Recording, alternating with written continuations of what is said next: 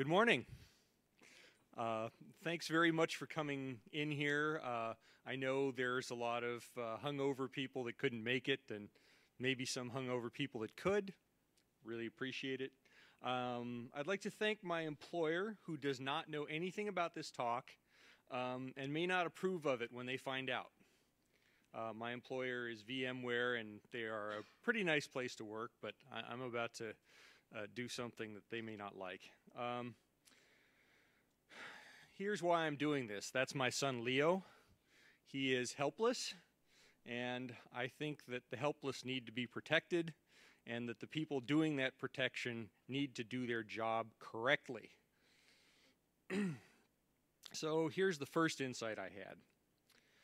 Every security measure is in some threat model, somewhere. Could be the explicit threat model. I don't know if you can quite see the print there.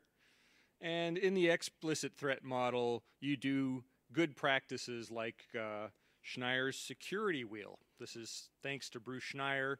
All comes from him. I may have distorted some of it in the interest of this talk. So the first question, what assets are we trying to protect? What are the risks to those assets? How well does the security measure mitigate those risks? What other risks does the security measure cause? What costs and trade-offs does the security measure impose? And of course, the ever-popular lather, rinse, and repeat, because you have to keep doing this. You can't just stop at some point. So then we have a different security model or threat model. This is the implicit threat model, and it can frequently dwarf the explicit threat model that we've made. The implicit security model is one where things just sort of float around randomly and nobody really looks into them and nobody really tests them, and as a result, as with any other system of thought that has no way of rejecting falsehood, it becomes filled with falsehood and just, stuff. Like security theater, also known as ludicrous bullshit. Okay? This creates a huge risk. The risk is that people who are tasked with doing security, and that's everybody in the organization, suddenly feel that security is burdensome, that it's onerous, that it's pointless, and they take steps to work around their security for any reason or none. So if it's convenient, you SSH-R out without a password. Anybody done this to do their job? Anybody still awake? Okay. Yeah, the rest of you have just not had it happen yet. But it will. Anyway, the problem is that when you have security measures which are sort of universally seen as ludicrous bullshit, you have this problem where you've created trusted attackers, and that's the worst kind because they already have accesses inside your perimeter. And this is exactly the worst thing that you can have in a security system. So I could carp about this all day. I probably shouldn't and definitely won't.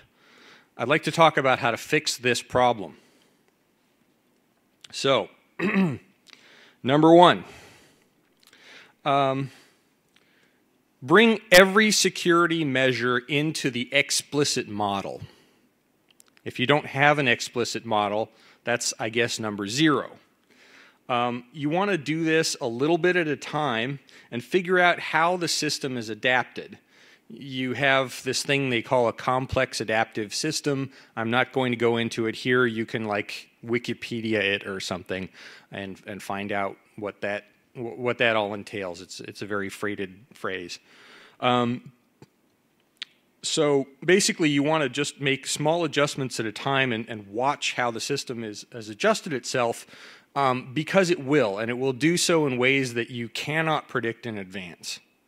So number 2, ensure every measure, every security measure addresses at least one credible threat that is also in your threat model.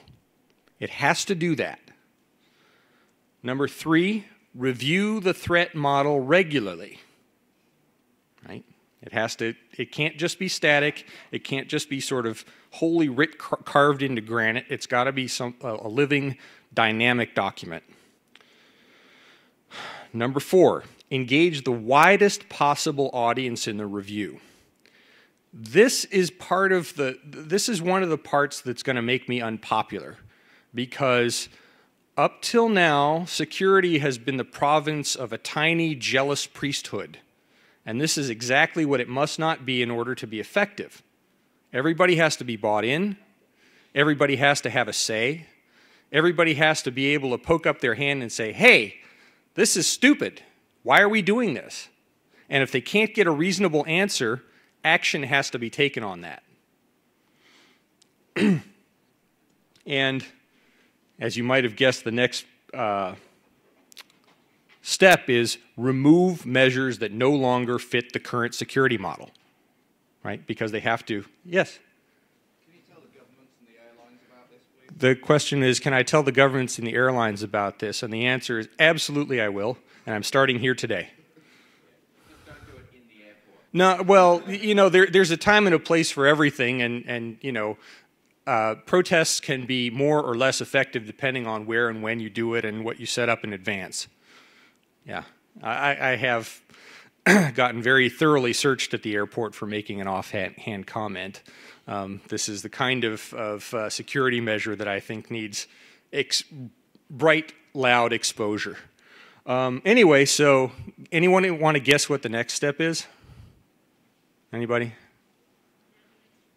That's right! Lather, rinse, repeat. Because it has to keep going. And going, and going. This is a dynamic, living system. Your threat model is, your organization is, you are. So here it is. Security is everybody's job. We have to make sure that it can be everybody's job and that there are mechanisms in place to see to it that everybody can do their job. Questions? Comments? Straitjackets? We've got some time yet. No? How do we get this message? How do we get this message to the right people? I think it starts off with contacting the people who are in charge of security in your organization and asking them where they keep their threat model. And that opens up the question of, well, where is that threat model? Do we have one? There is a government agency for my country. It's called the Transportation Security Agency, and they have explicitly said that they don't model threats.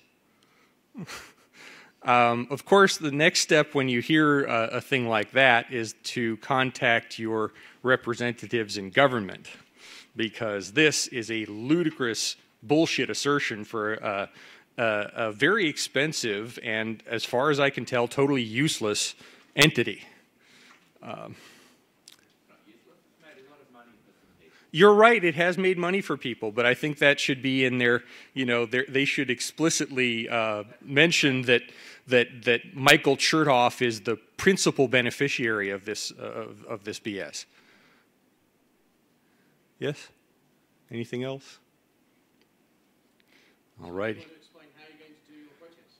Do I want to explain how I'm going to do my protest? Well, I haven't entirely fleshed this out, but the first thing I want to do is make people aware of the first cut at the solution as I see it, and see if I can get more people to agree that that is the right thing, or to, you know, to give constructive criticism and help, help shape a thing that is the right thing.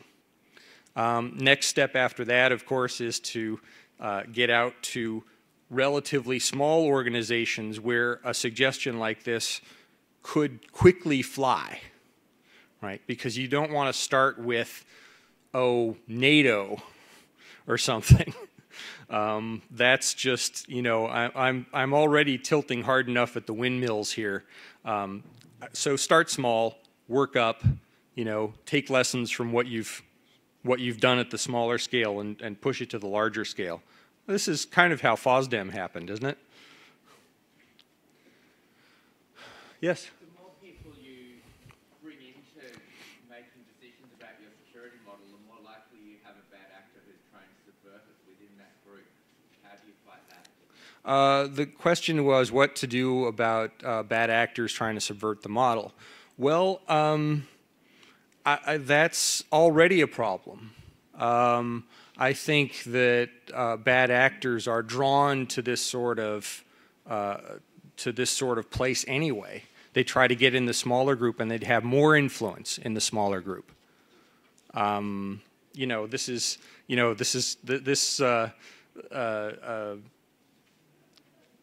security group attracts bad actor the way honey attracts flies.